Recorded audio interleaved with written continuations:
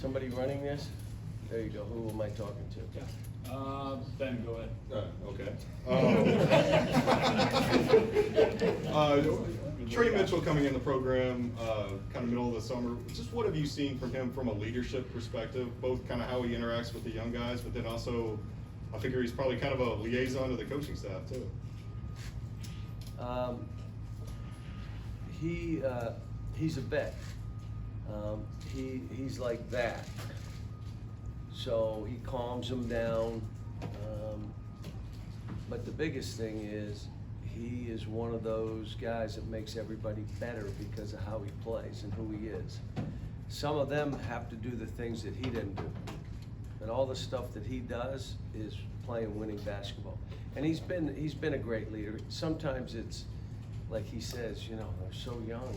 I mean, you try to, you know, some of their stuff I can't remember when I was 18 having to go through this stuff. So, but he's been great, and they love playing with him because he makes the game easy for them. You know, he's 6'9". He is a 5 and wants to be a 5, but he's also a 4. Your 4 can be one of those big guys, and he could stay at a 5. Just you know, he's been great though. Kind of along those lines, I know the obvious is to lean on Antonio and Trey as your leaders and veteran guys, but is Adu kind of almost your third vet? He's been good, and part of it is being so comfortable in your own skin and how you're playing and what you're doing. If you're still trying to establish, it's hard to be that guy. That's why it's hard for a freshman to come in and in the summer say, I'll take over this team. It takes time. But eventually, if the freshman is supposed to lead, he will lead. We've had that here before. Hey, Coach, we're talking about veterans, and obviously you had veterans on this team, but you also have 8 first-year players, so what's it like to coach a more youthful group again after the last few seasons? I don't know, I've never done that before, teasing you. Biggest thing is, do you have good people with good hearts that are willing to share? And we do. They're all competitive as heck when we practice. It gets chippy. But after it's over, like the other day, yesterday, we had one of our best practices, and it was chippy.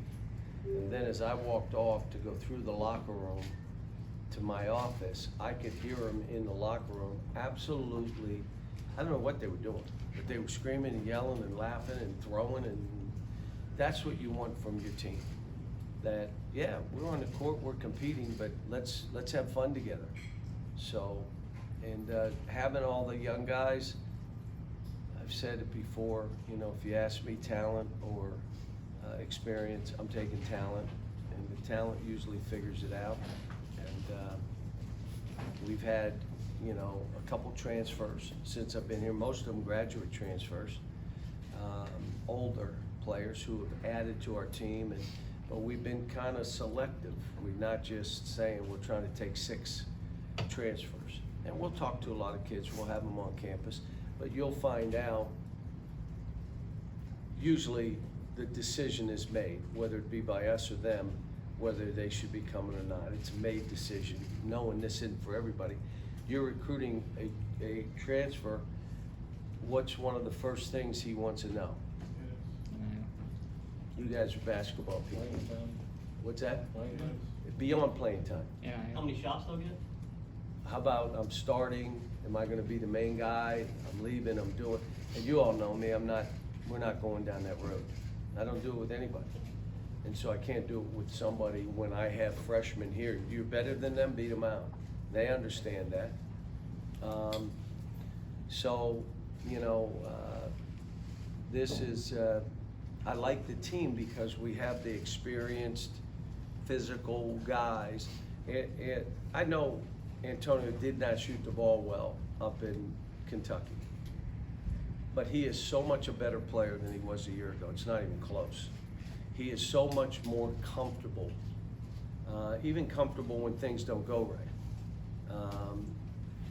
Much more physical and able to get and create stuff. So really happy for him. If Cal, you're going through practice with preparing for a season with 3 7-footers who are out. Are you The one was there for 3 days, but it's, yeah. Are you playing a certain style now that may change once the big guys get in there? Or are you? Still want to be fast, still want to be random. I want to be out there with basketball players that can play. You don't have to run plays every time down. They understand how to space and cut and play. But I've said it before, you all that have followed us, even my own career, we always had post presence, rim protector. All the teams that I've coached that won 38, 35, Final Fours, Elite Eights, national championship game, national champ, they all had rim protection. And when you don't, well, I'll even go back to Nerlens. We weren't bad. And then we lost them what? We were bad. I mean, so you need that, and we have it. We just got to get them on the court. John, SEC Media Day, you said you guys have been good the last couple of years. You just haven't been Kentucky good. Are you confident that this group can be Kentucky? We got to play the or- games. or when You know, I can that be- feel comfortable with who we are, but you know when you'll know at the end of the year. All right, were we Kentucky good? These kids want to be, and they got a winning will to win and a toughness and all that. But would you like my projection of our record? Come on, I'm not gonna do that. I mean, but I know this, I could tell you our schedule is one of the toughest in the country. I can tell you right now, our league is projected to be one of the toughest in the country. And, you know, my first couple of years, there were 2 or 3 teams you worried about. Now there's 9 or 10. It's totally a different setup, which does 2 things. It takes off having to win. Back in the day at South Carolina, Frank said, if he beat you, I felt so bad for you because your RPI and everything else was ruined. I mean, but then they got good and went to a Final Four. So this thing, it's changed, and but Kentucky is Kentucky. We still, like recruiting in the 24 class, really good. 25 class, maybe better. You know, I feel good about where the kids want to play here and want to be here and all that. Well, let's go. Let's get this group. Part of the reason is this group came. And these were popular players within the basketball world. And so now they've all gotten better. I mean, have improved, the whole group of them. Now, Aaron fighting to come back, Ugo fighting to come back, Z back into a ramp up to get him more ready. Now, let me just say this. I mean, I've loved what this kid has done. I mean, it has been, for him to go through what he did, when he could have just said, I'm going to another school. He didn't. Said, I want to be there.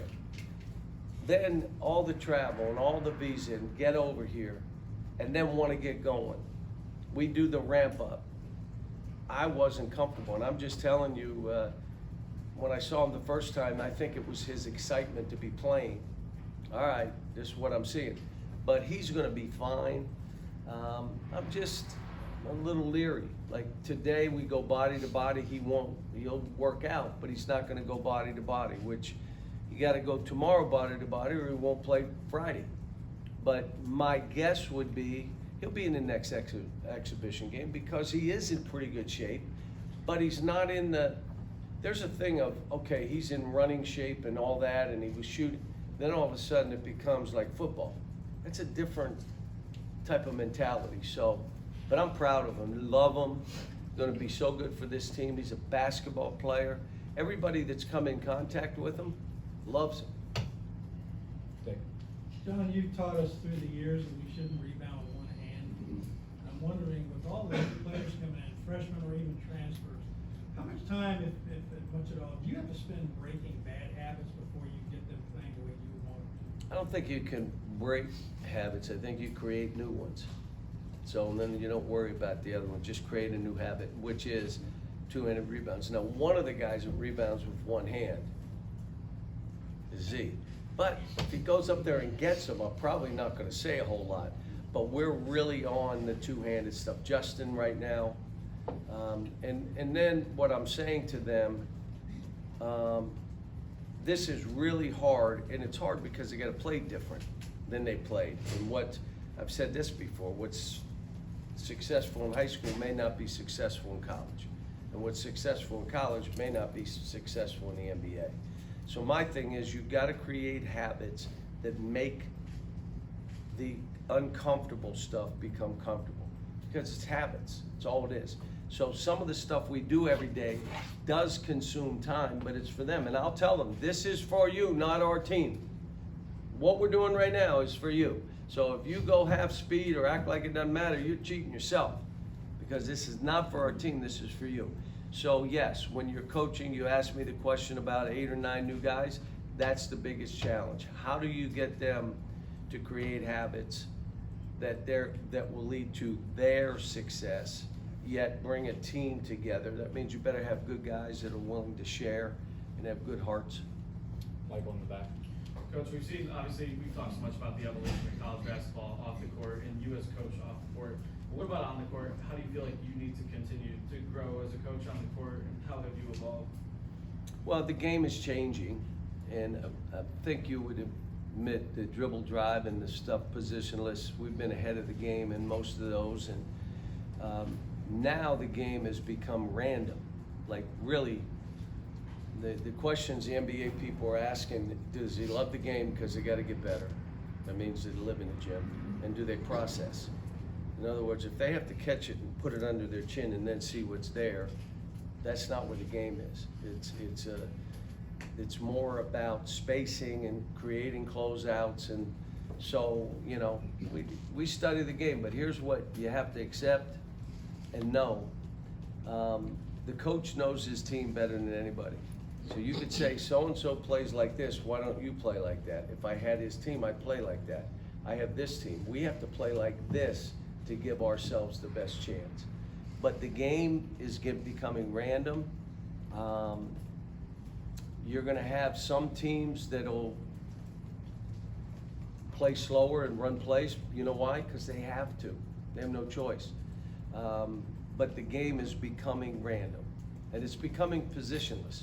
When you see the kid in San Antonio bringing it up and in a pick and roll and he's 7'2", you understand the game is positionless now. Ben. Going back to Z, you said, my guess is he'll be in the next exhibition game. Did you mean Friday or did you mean next week? Probably next week. Probably And next week. I, you know, he's not going today, so he's gonna do individual work, but he's not gonna go the body to body with his teammates. So if you all know, I'm normally the guy that says, if you're not gonna practice before, you're not gonna play in the game. But again, for him, I want him to be at his best. We'll continue the ramp up. If he's able to go tomorrow, which we'll see, I'll see more today. And then we'll go from there. My guess is he's a little frustrated with me. But there seems to be a lot of people frustrated with me, so that's okay. You know, like I always do, I'm gonna look after the kids and try to do what I think is best for them and us. Daryl. Can you define what's the whole ramp up? What's it involved? Well, it starts with what his issues are. You deal with those, and then you deal with the conditioning, and then you deal with 2-on-2, 3-on-3, then you deal, all right, you're ready to go. And I think we threw them in a little bit too fast in what we did. And it was good. I mean, anybody that came in and watched, we were like, yeah, he's good. I mean, he's a good basketball player. But he's not like King Kong. He's another piece for us. In the back. Charles, it's been a little while since you've gotten to link up again with Chuck Martin. What does he bring to the gym on a daily basis, and what's it like being around him again after a couple of years apart?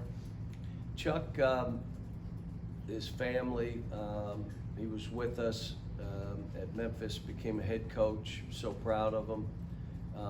He has been in our profession at different places. He's really upbeat, he's really positive. He is a worker, a grinder, has great relationships with the players. and has great ties in recruiting. So he is, his son was going to school here, which is why this kind of played out the way it played. So he's able to be here and be with his family. I thought it was interesting the other night that Rob Dillingham said he didn't have to do, make a play every time down court. Is that a player finding his role? Was he trying to do too much early on? Well, he's playing in a different way, and I'm proud of him. I mean, if you remember when I had John Wall, we were saying you don't have to make the ESPN top 10 play 15 times in a game. You just do it once, and it'll be on ESPN. So his game has been that, and I'm just saying, be efficient. You can't mess with the ball. No one wants to see a ball stopper. You get it, and it stops, and you mess around. You have open shots. You have plays to make them.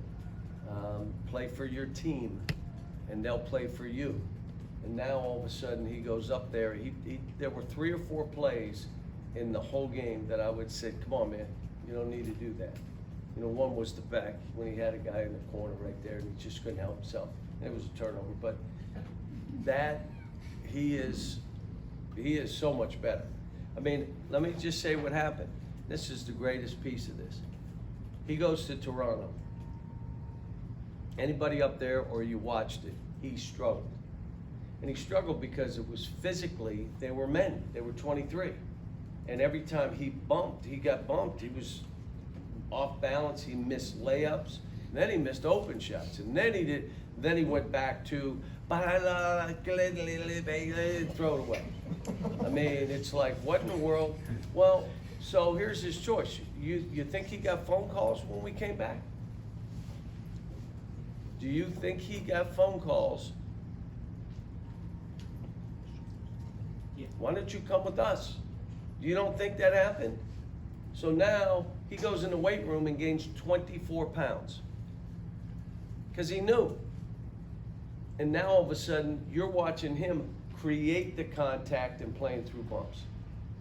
And that's what this is about here. It isn't easy. This stuff is hard, and you got other guys that can play, and you got to play with them, and you got to create for them as they create for you.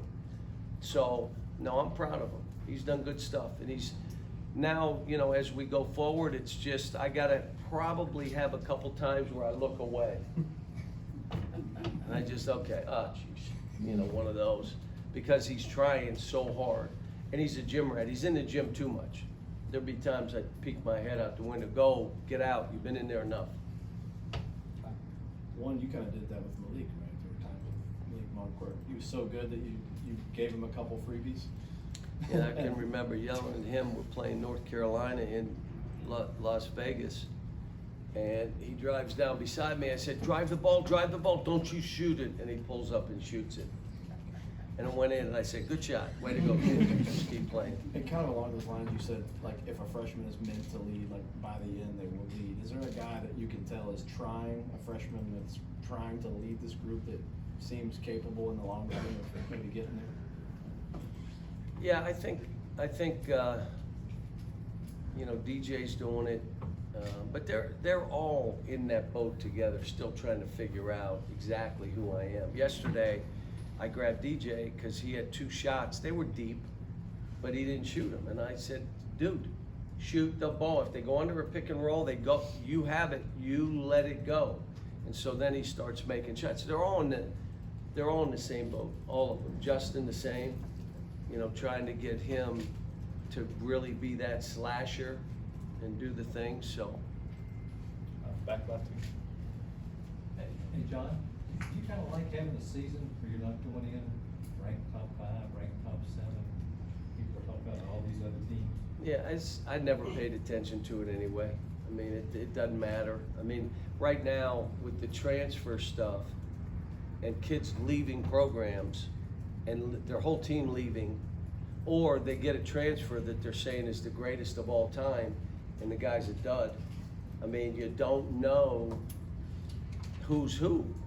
So last year, none of those teams were picked in the top 25, and they're in the final game, and Connecticut wins it.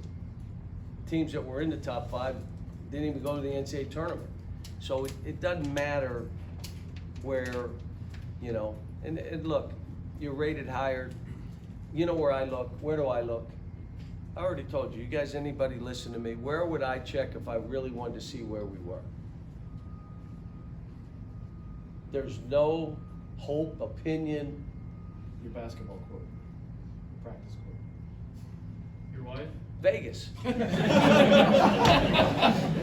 Not my wife. Still have to ask her, did you borrow a weed eater?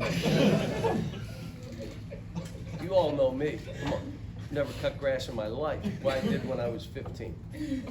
Almost cut my toes off, so no, I'm not that guy. But anyway, no, Vegas.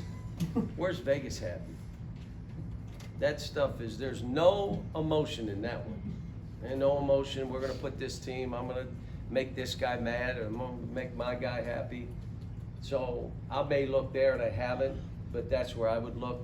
And the whole thing with this, what I'm trying to get them to do is, how good can we be? If we do this together, how good can we be? And yes, we need a couple of these guys to get healthy, but even without, look, we did some good stuff, and we're still doing some good stuff. I mean, I have an interesting team. They can shoot it. Doesn't mean they shoot it all the time. I mean, we went up there and we've had practices where this guy, that guy, that guy are 0 for 12. So they're normal. They're not machines, but they can shoot it, and you're going to have to play them. What's that, Yes, right there. We talked about the youth of this team and how they all sort of blend together. One of the players, Reed Shepard, he got some good experience in the global games. What have you liked seeing from him coming into the season, and what do you think his role for this team can be? He's been really good. I mean, he's been really good. He's one of those guys, and Jordan is one of those guys that don't have that expectation stuff where I got to live up to this or that. They're just playing. The pro day, every pro scout loved Jordan. Like, part of it is because they had never seen him before. They're looking at a 6'8" guy and they're saying, oh my gosh, this kid here. The other one was Reed up in Toronto. They love Reed. One of the things he did was block 5 balls, 3-point shots, 5 of them. Well, what's the shot in the NBA they're all trying to guard? That 3, and here's a kid blocking 5 of them in those, and so he's done stuff. He makes everybody better. Doesn't have any ego about it. He went up to Northern Kentucky. I think he was 2 for 11, or 3 for 11. I mean, 2 or 3 for 11. What's the difference? 2 or 3 from 11. But he had the biggest plus minus. He had 7 rebounds, had 5 or 6 assists, had 4 steals, and didn't make shots, and you walk away saying he had the biggest impact on the game. So if I'm this team, I want him on the floor with me when I play. So, greatest kid. 4th best odds. What's that? 4th best odds in Vegas to win. We are? It's out here. When you first got here, you said this was a 10-year job. Now you're halfway through another 10 years. Can you talk about what this? Did I say 10? Can you talk about what this felt like for you? Did I not say 7? Did I say 10? 10. No, look, here's what I would say. This is one of those jobs. You have to love the grind of it. You cannot listen to the clutter. You can't. You can't buy into anything. You just got to make sure you're coaching your team. But the other side of it is you got to get the best players you can get here, because the expectation, it doesn't matter who's in that uniform. What's the expectation? National championship. So if you're not continuing to get the best, and in a certain year, that great class, it may be a down year, and now all of a sudden you're going. So it's not just the coaching; it's you got to continue to recruit. Not being what I would say, the anxiety of what could. You know, you can't be that guy, because this thing is not that kind of job. This is one, lock into the kids. And I think I've done that, and continue to say, I don't care what other people are doing and how they're doing it with their programs. We have this transfer portal, we have name, image, and likeness. If a kid's whole goal is all about NIL, this ain't the place you go. Not with what you're asking me. This is bigger than that. Now, you'll do better here than any other place you'll go because it's you as a big-time player and Kentucky together.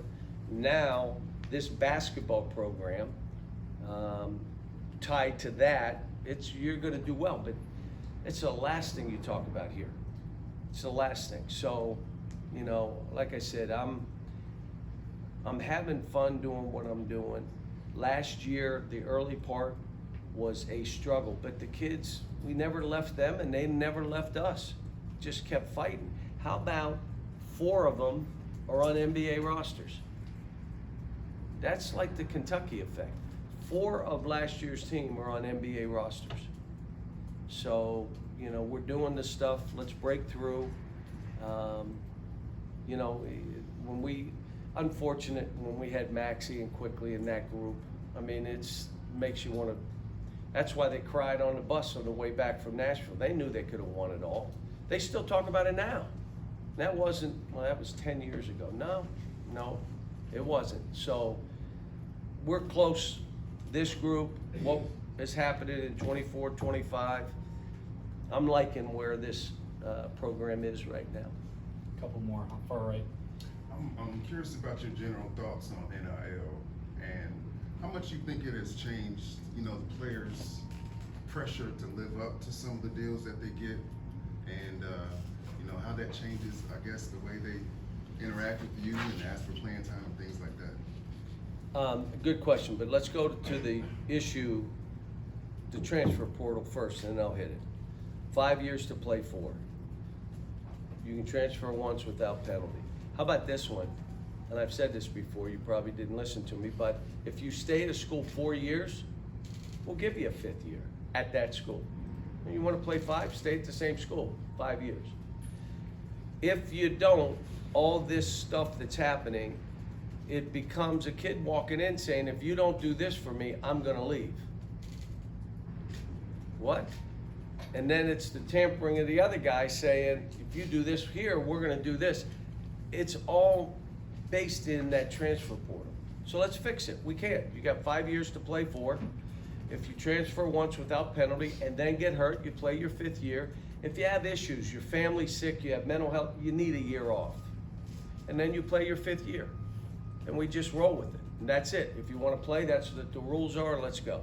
Name, image, and likeness is a little different animal. You guys know I've been for it for years, but it's not turned into the market value, and it's not, we used to do autographs and all the stuff we did, and I said, why wait until after the year? It's their name, it's their, but now there's no guardrails, there is absolutely no leadership, none. Who's it falling on to deal with? The coaches. There's no one else involved in this. And they all stay clear in case something happens. Leadership. What are we doing? I say real simple. Transparency. Transparency. We have a clearinghouse for academics. Let's have one for NIL. Everything has to go through that clearinghouse. So now you don't have to, the HIPAA laws will not let you name a name, but you'll know player A, player B, player C, collectively what they're doing, how they're doing it. And now, because right now, you guys think everybody's making $5 million because you don't know. Or you could say whatever you want to say.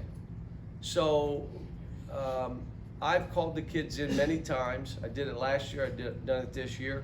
How are you doing with it? Coach, thank you, we're doing great. Da, da, da. Any issues in the locker room? No, because they know so-and-so may make more than them, but they're happy, they're making more than their dad made. So they're, hey, whoa, I'm good. And yeah, I know he's this and this. So we're not having those issues. And I'll just tell you, most of our guys, before they come here, have deals that we're not even involved in, whether it be trading cards, shoe deals, other things that they have.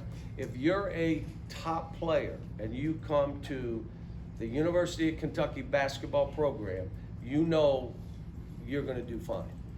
you ask about living up to the stuff.